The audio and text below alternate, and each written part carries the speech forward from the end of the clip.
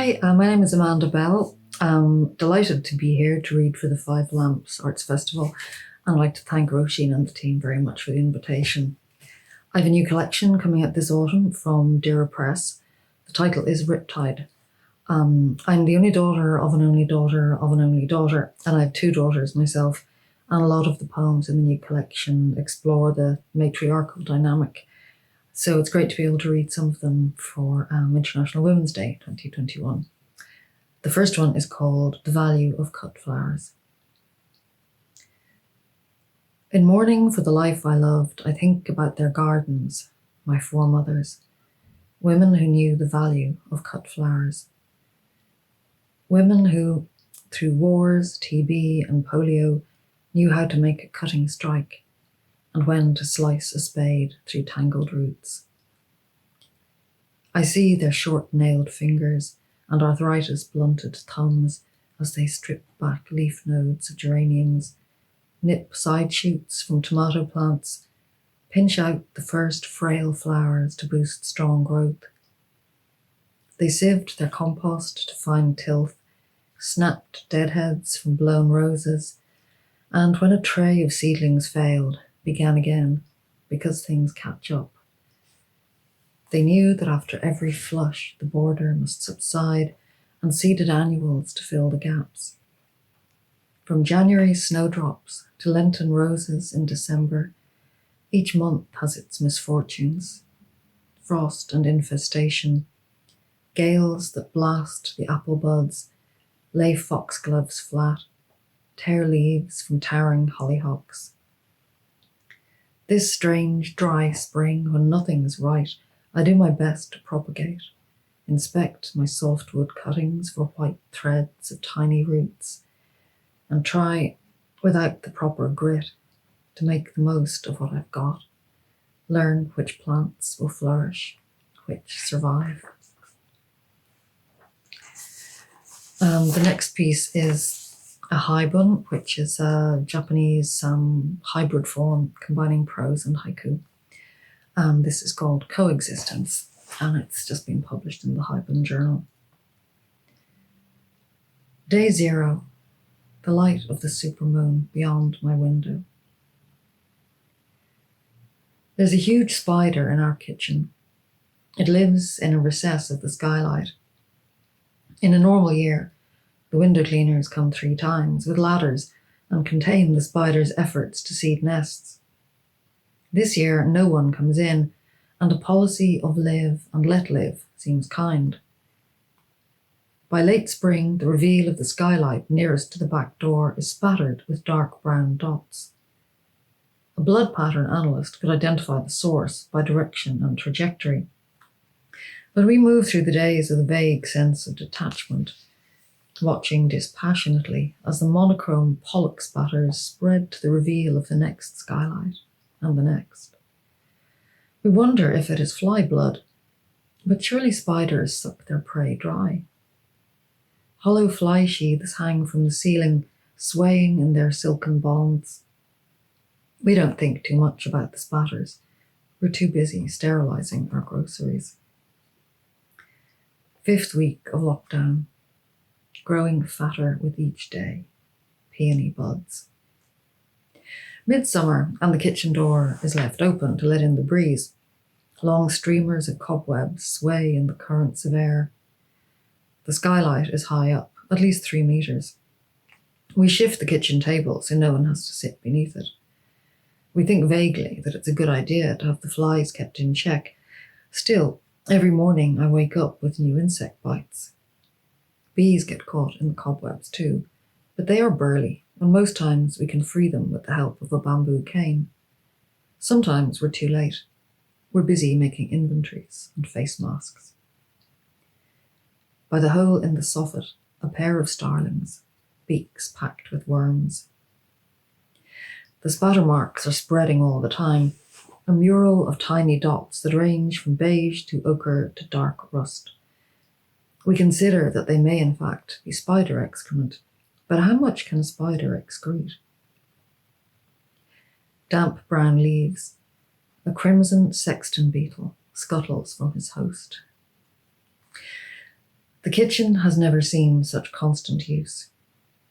4 adults cooking 3 meals a day, plus snacks, for 6 months now has left a greasy film on every surface. Late summer, wiping down the kitchen counter after breakfast, I keep on going, moving onto the hob and up the splashback, unscrewing the cover of the extractor fan, and then propping a high stool on the counter to start on the tops of the cabinets. Eventually, there's nowhere left to turn to but the skylights. Each one is now beaded with little fluffy clusters. Long streamers dangle, studded with disarticulated wings and shriveled body parts of flies. It is an insect charnel house. A 2-person job. I climb onto a high stool while my daughter balances the vacuum cleaner on a chair. Straining upwards, I hoover up the fly remains, which disappear effortlessly. But when I run the nozzle along the window frame, the clusters won't budge. Thick skeins get sucked into the tube, but as soon as I lower, they bounce back like bungee ropes to the spots where they are anchored. We stand on the kitchen table, my daughter with a bamboo pole, me with the hoover. This close up, we can see things stirring in the clusters. Morning patio. A nest of baby mice patrolled by magpies. Planning our next move, we notice a hole in the corner of the frame. With the bamboo tip, my daughter teases out a long, dense rope of cobweb packed with spiderlings. It gets sucked into the nozzle, but remains firmly rooted in the hole. This substance is a wonder, tensile and resistant to our most strenuous efforts. Another length is taped to the poking stick. This time, my daughter maneuvers it right into the hole. I strain upwards with the hoover nozzle, just in time to catch the long grey lodge as she dislodges it. In a split second, the entirety disappears into the tube, and we glimpse long black legs clutching after it before the parent too vanishes. Chinks in the shutters or glittering eyes. Another sleepless night. The Perseid meteor shower has finished for another year, and the first storm of autumn just blew in. Behind the skirting boards, in the sink overflow, in door jambs and window latches, out of the corner of my eye, I sense twitching.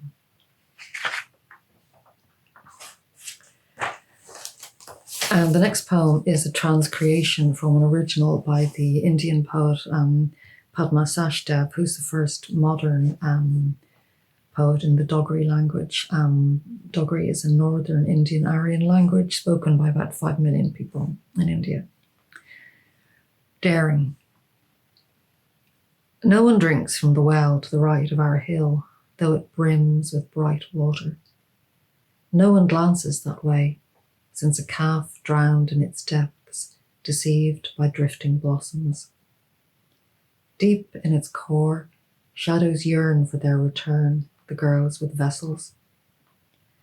The water calls to me in daylight, implores me to imbibe it in full sight. At night I bathe unseen in its darkness, cup its coolness in my palms and raise it to my mouth. My thirst is as insatiable as love. I wrote the next 2 poems for my elder daughter, Elizabeth. The first was back when she was a small child, and the second I wrote when she was leaving home last year. My daughter, drawing. You rarely named your artworks. A pale blue line for sky, a yellow sun, Mum bigger than Dad in most of them, though both with rosy cheeks and jolly smiles. This one was different, a constellation of beatific forms at once diaphanous and sturdy. The title, when I asked you, was 7 Angels and a Vulva. I knew then we were doing something right. And I wrote this one last year when she was heading off on the ferry, little knowing that she'd be back a fortnight later for lockdown. Aubade for Elizabeth. As we drive along the quays at dawn, a clean sun lightly strokes the domes, transforms the city to a hallmark card, all baby pinks and blues, white clouds scudding out to sea as eastbound geese inscribe the sky with their goodbyes. At this hour, the homeless own the empty streets. At traffic lights, a bearded icon supplicates, but I drive on, my wallet left at home. I must remember to avoid the tolls on my way back without you. Throat catching on diesel fumes, I watch you disappear into the ship beneath your rucksack carapace. I envy you this barely broken day. Dublin Bay reflecting nacre. Everything you need in just one bag.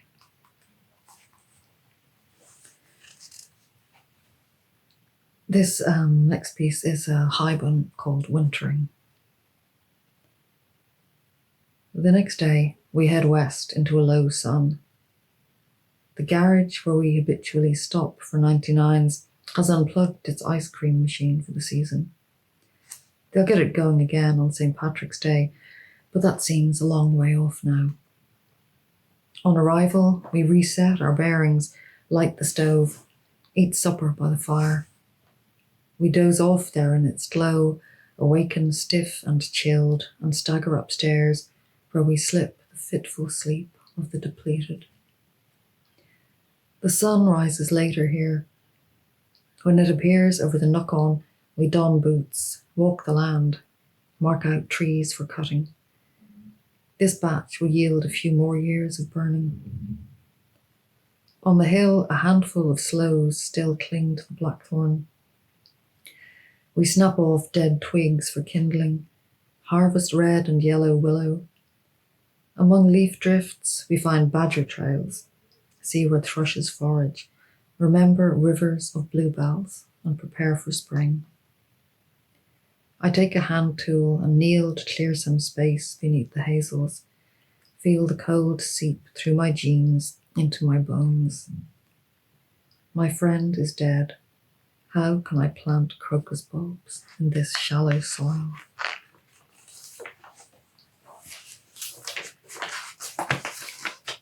And next Sunday is Mother's Day. I wrote this poem for my mum and gave it to her last year. It's called Curtains. The windows were so tall, so wide, no floor was large enough to take the length of fabric. It was summer, and we stretched it right across the lawn to measure, cut, and baste its sky blue ground, splashed bright with coloured blooms. My first curtains, your umpteenth, so heavy and huge that when their colours glowed too bright for teenage tastes, and no one was around to help me haul them to the attic, it seemed easier to drop them to a thrift shop. I forget which one, and I forget to remember that summer's day of sewing on the lawn. A toddler pottering, me pregnant, you central to it all. I wish now they were up there, not in tidy pleats, but spread across each joist, tucking us in. I thought then that we still had all the days. I'm going to finish with a poem from my first collection, First the Feathers, a hopeful poem, I hope. It's called Bumblebees.